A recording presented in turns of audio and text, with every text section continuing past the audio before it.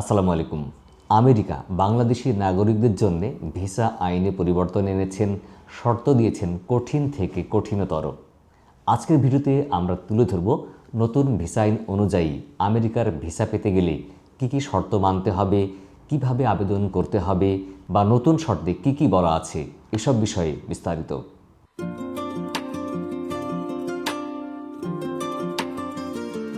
America মূলত বাংলাদেশি নাগরিকদের জন্য বিভিন্ন ধরনের ভিসা প্রদান করে থাকেন। তার মধ্যে কিছু আছে ইমিগ্রান্ট ভিসা বা রেসিডেন্স ভিসা, আর কিছু আছে নন ইমিগ্রান্ট ভিসা।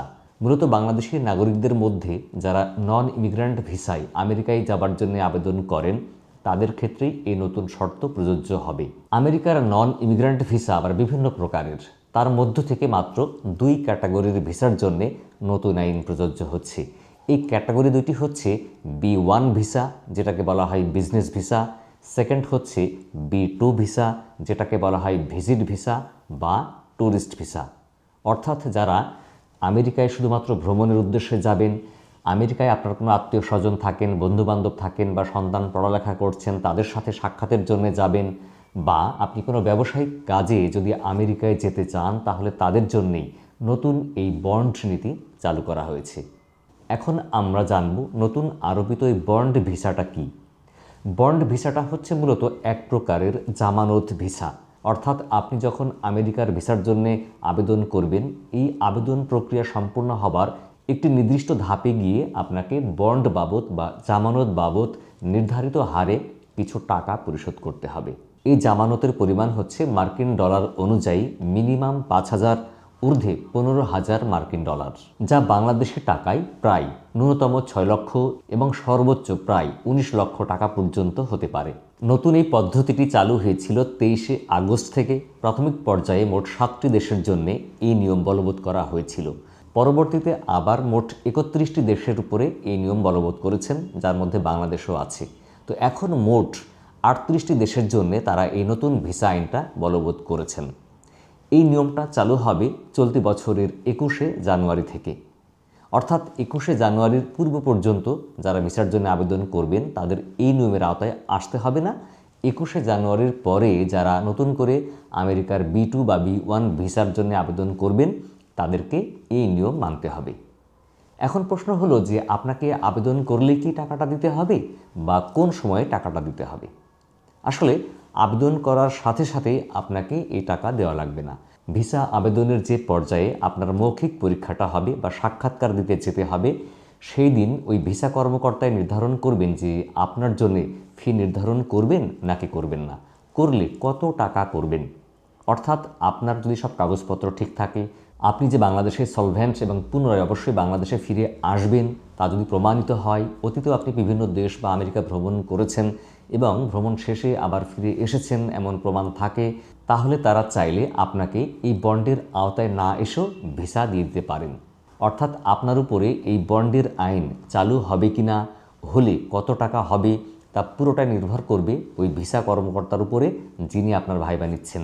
ফলে কাগজপত্রের যাচাই বাছাই এবং আপনার ভাইবার পারফরমেন্স এবং আপনি যে কারণে যাচ্ছেন সেটা ওই ভিসা কর্মকর্তাকে কতটুকু বোঝাতে পারলেন তার উপর নির্ভর করে আপনার এই বন্ড ফি ধার্য হবে কি হবে না, বা হলে কত টাকা হবে তা নির্ধারিত হবে। এবং তখনই তিনি নির্ধারণ করে নেবেন এবং বলবেন যে নির্ধারিত এই পরিমাণ US ডলার আপনি জমা দিন। ভিসা বন্ডের শর্ত অনুযায়ী একজন ভিসা কর্মকর্তা 4 ধরনের বন্ড জারি করবেন। এক হচ্ছে ন্যূনতম 5,000 মার্কিন ডলার, 2 হচ্ছে ন্যূনতম 10,000 মার্কিন ডলার, 3 হচ্ছে ন্যূনতম 15,000 মার্কিন ডলার এবং সর্বশেষ 4 নম্বর হচ্ছে বিনা বন্ডে ভিসা আবেদন। অর্থাৎ আপনার বন্ড নাও নিতে পারে। তবে খেয়াল রাখতে হবে এই বন্ড জমা দেওয়া মানেই কিন্তু আপনার ভিসা হওয়ার নিশ্চয়তা না। এমন হতে পারে যে আপনি বন্ডের টাকা জমা দিয়েছেন, তারপরেও আপনার ভিসা নাও হতে পারে। তবে অতীতের যে সমস্ত রেকর্ড আছে, ইতিপূর্বে যে সমস্ত 7টি দেশ এই ভিসার আওতায় পড়েছিল, বন্ড ভিসার আওতায়, তাদেরকে কিন্তু যখন ভিসা দিবে, সকল কাগজপত্র ঠিক আছে, তারা ভিসা দিবে নিশ্চিত হয়েছেন, তখনই এই বন্ডের ফি জমা দিতে বলেছেন।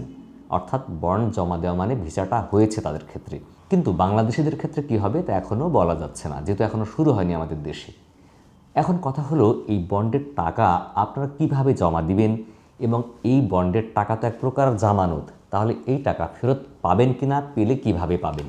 আমেরিকান অ্যাম্বাসিতে ওই ভিসা কর্মকর্তার সাথে সাক্ষাৎকার দেওয়ার পরে ভিসা কর্মকর্তাই আপনার নির্ধারণ করে দিবেন কত টাকা বন্ড দেওয়া লাগবে। তারপরে ওই ভিসা কর্মকর্তাই আপনার জন্যে একটি ওয়েবসাইটের ঠিকানা দিয়ে স্পেসিফিক একটা লিঙ্ক পাঠাবেন এবং এই লিঙ্ক শুধুমাত্র আপনার জন্যই প্রযোজ্য হবে। তখন আপনি ওই লিঙ্কে প্রবেশ করে আপনার পেমেন্ট অনলাইনে প্রদান করবেন। খেয়াল রাখবেন, তাদের যে নিজস্ব ওয়েবসাইট আছে বা যে লিঙ্ক আছে, এই লিঙ্কের বাইরে অন্য কোনো মাধ্যমে, অন্য কোনো ওয়েবসাইটে বা অন্য কারো দ্বারা যদি আপনি প্রদান করেন, তাহলে কিন্তু সেই টাকা তাদের কাছে গ্রহণযোগ্য হবে না। এমনকি সেই টাকার এগেনস্টে আপনি ক্লেমও করতে পারবেন না। সেই টাকা যদি তাদের কাছে পৌঁছেও যায়, তাও তারা দিতে বাধ্য থাকবে না। শুধুমাত্র আপনাকে যে স্পেসিফিক লিঙ্ক পাঠানো হবে, সেই লিঙ্কে ক্লিক করে প্রবেশ করেই আপনার টাকাটা পরিশোধ করতে হবে। এখন কথা হলো, এই টাকাটা আপনি ফেরত পাবেন কবে? আমেরিকা কিন্তু বাংলাদেশি নাগরিকদের জন্য বিভিন্ন মেয়াদি ভিসা দিয়ে থাকেন। সেই মেয়াদ হতে পারে 1 সপ্তাহ, 1 মাস, কয়েক মাস, 1 বছর বা কয়েক বছর, মানে 5 বছর মেয়াদি ভিসাও তারা ইস্যু করে। আপনি যদি এই ভিসা মেয়াদে একাধিকবার আমেরিকায় যাবার প্রবেশাধিকার পান, অর্থাৎ এটা মাল্টিপল এন্ট্রি ভিসা হয়, তাহলে আপনি চাইলে এই পুরো 5 বছর টাকাটা আটকে রাখতে পারেন। সেক্ষেত্রে আপনি 5 বছরে যতবার ইচ্ছা যাওয়া আসা করতে পারবেন বা একবার গিয়ে 5 বছর থাকতে পারবেন। যদি এমন হয় যে আপনি আমেরিকায় যাবেন এই ভিসা মেয়াদে একবারই গিয়ে ফিরে আসবেন, আসার পরে প্ল্যান করলেন যে আর একবারও যাবেন না, তখন আপনি বাংলাদেশে ফিরে এসে আবার অ্যাম্বাসিতে যোগাযোগ করবেন। তাহলে তারা আপনার টাকাটা ফেরত দিবেন। অথবা আপনার ভিসার মেয়াদ শেষ হবার পরে বা লাস্ট পর্যায়ে যখন ফেরত আসবেন, তখন তাদের কাছে আপনি ক্লেম করতে হবে, তাহলে টাকাটা ফেরত পাবেন। তবে আপনার এই জামানতের টাকাটা আপনি কতদিনের মধ্যে পাবেন এ বিষয়ে স্পষ্টভাবে কিছু বলা হয়নি। 1-2বার চালু হলে হয়তো এটা আমরা পরবর্তীতে জানতে পারবো। আরেকটি গুরুত্বপূর্ণ বিষয় হচ্ছে যে আপনি যখন এই বন্ডের আওতায় এসে ভিসা পাবেন, তখন আপনার বাংলাদেশ থেকে আমেরিকায় প্রবেশ এবং আমেরিকা থেকে আবার বাংলাদেশে ফিরে আসার জন্যে স্পেসিফিক 3টি এয়ারপোর্টের মাধ্যমেই আপনাকে ওই দেশে প্রবেশ করতে হবে, আবার ওই দেশ থেকে ফেরত আসতে হবে। খেয়াল রাখবেন, আপনি বাংলাদেশের ইমিগ্রেশন কমপ্লিট করে আমেরিকায় প্রবেশ করলেন, করার পরে আমেরিকান ইমিগ্রেশন কোনো কারণে পার হতে পারলেন না, তারা আপনাকে ফেরত পাঠালো, এমন হতে পারে। সেক্ষেত্রে কিন্তু আপনি আবার বাংলাদেশে ফিরে এসে আবার যদি ক্লেম করেন, তখন এই টাকা ফেরত পাবেন। আবার যদি এমন হয় যে আপনি বন্ডের শর্ত অনুযায়ী আপনি বন্ড ফি পরিশোধ করেছেন কিন্তু ভিসা পাননি, তখন আপনি তাদের কাছে ক্লেম করলে আপনার এই জামানতের টাকা ফেরত পাবেন।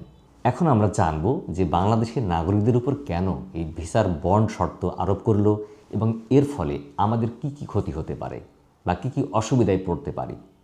প্রথমত, তারা বিগত হিস্ট্রি থেকে যাচাই বাছাই করে দেখেছেন যে কোন দেশের নাগরিকরা ভিসার শর্ত অমান্য করা বা ভঙ্গ করার ক্ষেত্রে এগিয়ে। তার মধ্য থেকে প্রথমে 7টা দেশকে তারা এই আইনের আওতায় এনেছিল, এখন তার পরবর্তী 31টা দেশকে তারা এই আওতায় নিয়ে আসছে। তার মধ্যে আমরা হলো সেই জাতি যারা প্রতিনিয়ত ভিসার শর্ত ভঙ্গ করি। আমরা কিভাবে ভঙ্গ করি? আমরা ট্যুরিস্ট ভিসা বা বিজনেস ভিসা বা ভিজিট ভিসায় আমেরিকায় প্রবেশ করি, করার পরে আর ফেরত আসি না, ওই দেশে অবৈধভাবে থেকে যাই, গিয়ে বিভিন্ন ধরনের অপরাধমূলক কর্মকাণ্ডে জড়িয়ে পড়ি, কিংবা ওই দেশ থেকে আবার তৃতীয় কোনো দেশে প্রবেশ করি, কিন্তু লিগ্যাল ওয়েতে আমরা যে ভিসার মেয়াদ ছিল তার মধ্যে দেশে ফেরত আসি না। এই হারটা আমাদের দেশে অত্যধিক হবার কারণে তাদের ইমিগ্রেশনের রিপোর্ট বা রেকর্ড অনুযায়ী এই শর্তের মধ্যে আমরা পড়ে গেছি। ফলে কতিপয় কিছু খারাপ লোকের কারণে সব শ্রেণীর, সব পেশার মানুষের এই শর্ত মানতে হচ্ছে। এর ফলে কি হবে? যাদের ছেলেমেয়েরা আমেরিকায় পড়ালেখা করছে, অনেকের ছেলেমেয়েরা ওই দেশে বসবাস করছে, তারা হয়তো সহজ শর্তে এভাবে আর সহজেই যখন তখন ভিসার জন্য আবেদনও করতে পারবেন না, যেতেও পারবেন না। কারণ প্রত্যেক ব্যক্তির জন্য যদি 19 লাখ টাকা করে জামানত রাখতে হয়, তাহলে বাবা মা, ভাই বোন, অনেক আত্মীয় স্বজন একসাথে যায়, তারা কিভাবে যাবে? এই সামর্থ্য কতজনের আছে? আর যাদের বেশি সামর্থ্য আছে তারা কিন্তু ইতিমধ্যে দেখা গেল যে আমেরিকার তারা নাগরিক বা ডুয়েল সিটিজেনশিপ তাদের আছে। তো ফলে এই সাধারণ নাগরিকগুলো যারা মধ্যবিত্ত বা নিম্ন মধ্যবিত্ত, তারা চরম ভোগান্তিতে পড়বেন। একই সাথে অনেকের ইচ্ছা থাকলেও আর আমেরিকায় যেতে পারবেন না এই ভিজিট ভিসা, বিজনেস ভিসা বা ট্যুরিস্ট ভিসা নিয়ে। আর সবথেকে ক্ষতিগ্রস্ত হবে ব্যবসায়ীরা, কারণ বাংলাদেশে অনেক ব্যবসায়ী আছে যারা আমেরিকার সাথে ব্যবসা করে থাকেন, তো ফলে তারা সহজেই এখন যেতে পারবেন না। অনেক প্রতিষ্ঠান আছে যে তারা তাদের এমপ্লয়ীদেরকে বিভিন্ন ব্যবসায়িক কাজে ওই দেশে পাঠান, তাদের ক্ষেত্রে শর্তটা কঠিন হবে। তো ফলে এই ব্যবসায়িক লেনদেনের ক্ষেত্রেও সমস্যা তৈরি হবে। যদিও ইতিমধ্যে আমরা দেখেছি যে বাংলাদেশের নিরাপত্তা উপদেষ্টা এই বিষয়ে সংশ্লিষ্ট কর্তৃপক্ষের সঙ্গে যোগাযোগ করেছেন যেন ন্যূনতম B1 বা বিজনেস ভিসার এই শর্তটা শিথিল করা হয়, তাহলে ব্যবসায়িক দিক থেকে বাংলাদেশিরা ক্ষতিগ্রস্ত কম হবে। তো বন্ধুরা, আজকে পর্যন্তই, দেখা হবে পরবর্তীতে আবার অন্য কোনো গুরুত্বপূর্ণ বিষয় নিয়ে। ততদিন ভালো থাকবেন। আমাদের ভিডিও ভালো লাগলে শেয়ার করে অন্যকে দেখার সুযোগ করে দিবেন, আর আমাদের চ্যানেলকে লাইক করে ফলো করে অবশ্যই সাথে থাকবেন। আল্লাহ হাফিজ, আসসালামু আলাইকুম।